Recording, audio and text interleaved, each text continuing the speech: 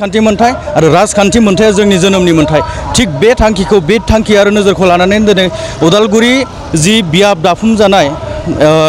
MP Lok Sabha बियाब जि दाफुंनो हास्थायनाय बेखौ जि draft होनाय बे द्राफ्टआव मंगलदैनि जायगायाव दरं जानानै फैनाय बिनि हेंथायै जि सोमावसारनाय दिनै उदालगुरि जिल्ला दुलाराय बर' फरायसाफोरा बेनि थांखि आरो नोजोरखौ लानानै उदालगुरि जानांगौ होननानैनो बिथांमोना दिनै होस्रिखावदों दा बे समाव दङ आङो बिथांमोननि जे रेलि बे हाबाफारियाव आङो बाहागो लाफैदों बिथांमोननिफ्राय मिथिनो हास्थायनाय बिथांमोननि थांखि उद्देश्य आरो बिथांमोननि हास्थायनाय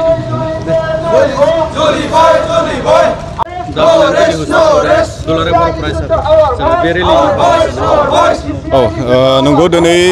दुलाराय बर' फरायसा आफाद हिसाबै बे रेलि हाबाफारि मोनफ्रोमबो जिल्लानि महकुमायाव दिनै लानाय जादों थांनाय समफोराव जोङो उदालगुरि जिल्ला आरो तामुलपुर जिल्ला हिसाबै मोनसे कोअर्डिनेशन कमिटिनि गेजेरजों बे खुद्रिसारनाय हाबाफारिखौ जोङो लादोंमोन नाथाय दिनै जोंहा खोब माने जों साबायखर बावगोन दुलाराय बर' फरायसा आफादखौ जोंनि जि इस्यु बे इस्युखौ सेन्ट्रेलि बेखौ टेकआप खालामनानै दिनै सेन्ट्रेलि बे हाबाफारिखौ लादों आरो जोंनो जे उदालगुरि लोकसभा समस्ति नांगौ बेखौ दुलाराय बर' माहारिफ्रानो दिनैनि बे हाबाफारिनि गेजेरजों जों दिनै बिदों दाबि खालामदों खारन जि माने खसराखौ इलेक्शन कमिशन अफ इन्डिया थांनाय 20 जुनाव प्रचार खालामबाय बे खसरानि मथे जि दरं नाम होनानै 6 शेड्यूलनि मोनद' समस्ति आरो नन 6 शेड्यूलनि मोनद' एसेम्बलि समस्ति बेखौ लानानै जि दरं नाम होनानै मोनसे लोकसभा समस्ति बानायनो थांदों बेखौ जोङो मालाबाबो गनायनानै लानो हाया मानोना बियो जोंनि कमप्लिट पलिटिकल राइटखौ बियो खर्ब खालामनानै माने बे ड्राफ्टखौ बानायनाय बायदि जोङो मोनदांदों आरो थांनाय समफोराव जोङो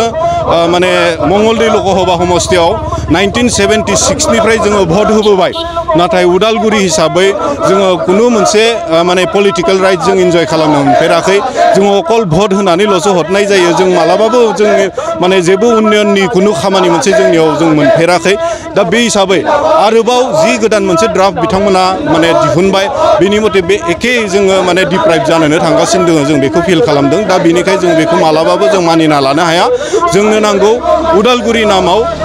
माने बिटिआरनि सिङाव थानाय जि मोनद' लोकसभा समस्ति सरि एसेम्बलि समस्ति बे एसेम्बलि समस्तिखौनो लानानै जोंनो उदालगुरि नामाव लोकसभा समस्ति गोदानै दाफुंजानायखौ जोङो लुबैदों आरो बेखौनो जोङो नांगोन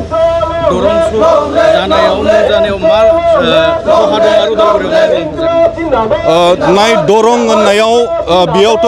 खुनु माबा मोनसे गोदान चेन्ज जानाय जों गैया अकल नामाल'सो माने मंगलदैनि जायगायाव दरं जादों आरो मंगलदै लोकसभा समस्तियाव जोङो थांनाय 76निफ्राय भट होबोनानै जों माने जथेस्थ'खिनि जों भुगिबोबाय आं दहायबो बुंबाय जे माने खुनु मोनसे डेभेलपमेन्टनि खामानि जोंनि ओनसोलफोराव जों मोनाखै नोंथांमोना नाय जे जोङो उदालगुरि हिसाबै बा बिटिआर ओनसोलफ्रा माने हिमालयानि फुट हिल्सआव जोङो दोङो दा हिमालयानि फुट हिल्सआव थानाय हिसाबै जोंहा गोजौनिफ्राय गोबां स्पिडआव जोंहा दैसाफोरजों दै बोहैबोयो दिनै दैज्लां बोथोर गोबां माने दैसाफ्रा जोंनि खेथि बारि जोंनि हा बारि बागानफोरखौ बे खुरखावनानै लाना थाङो बोसोरफ्रोमबो बे समस्याया दोङो खिन्थु दिनैसिमहालागै मंगलदै लोकसभा समस्तिनि जाय एमपि बिथांमोना जोंनि बे इस्युफोरखौ लानानै पार्लियामेन्टआव रेज खालामनाय जों मालाबाबो खोनाफेराखै जों मोनबोफेराखै दा अब्ला जोङो मंगलदैयाव फिन खनसे आरोबाव बे एखे मंगलदै माने समस्तिखौनो दरं आन्था नाम मोनसे होनानै सोलायना फिन खनसे आरो जों बेबायदि गोदोसोना थानो भुगिबावनो जोङो मालाबाबो साना बेनिखायनो जोङो जिहेतु माने जोंनि जि माने पलिटिकेल राइट 6 शेड्यूलाव माने मोनसे एरेन्जमेन्ट दङ जे माने नन 6 शेड्यूल आरो 6 शेड्यूलजों बेबायदि मिक्सआप खालामनानै खुनु मोनसे समस्ति जानो मोना भारतनि संबिजित मथे दा बे हिसाबै जोंनो 6 शेड्यूल एरियानि सिङावनो इनटेक्ट माने दोननानै जोंनो मोनसे उदालगुरि समस्ति नांगौ आरो जाय उदालगुरि समस्तियाव जोंनिनो रिप्रेजेन्टेटिभा थांगोन एटलिस्ट जोङो माबा मोनसे गोदानखौ आखा खालामनो हायोबा जोंनि उदालगुरि बा नैबे सा ओनसोलाव थानाय जिखिनि समस्याफोर बेफोर समस्याफोरखौ जों गावनो समाधान खालामना लानो हानायनि लामाया फैगोन जोङो जोंनि आन्दलनखौ जोङो लाखिलांगोन आरो जुदि बेबायदि आन्दलननि गेजेरजोंबो जुदि जोङो मोजां बेबायदि फिथाइ थाया जोङो आयेननि हेफाजाब लागोन आरो मिरु दुलाराय बर' फरायसा आफाद हिसाबै बेखौ आरो मा स्टेप लानानै जोंनि दाबिखौ मोनफुंनो हायो बेफोरनि गासै प्लेन एन्ड पलिसिफोरखौ बिथांमोना बानायगोन आरो बेबायदिनो जों मावफुंलांगोन।